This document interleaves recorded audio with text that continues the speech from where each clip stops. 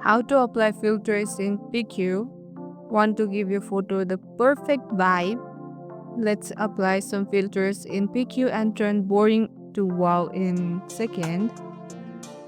Open the PickU app and tap the plus button. Click on the effects. Pick any photos from your gallery, maybe that selfie you have been meaning to post. Once your photo is loaded, look for the filter option. You will usually see it at the bottom toolbar. Tap it. Scroll through the features. You will find tons of styles: soft and dreamy, retro and vintage, bright and colorful, black and white. Just tap on the filter to preview the instant on your photo. Adjust the size. Don't want it too strong.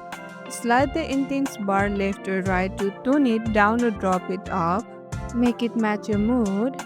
Once you are happy with your filter, tap save and boom. You are ready to post, print and make it your screen look good. And that's it. Filter in PQ means instant glow. If this helped, hit like and don't forget to subscribe for more quick editing magic. Catch you in the next one.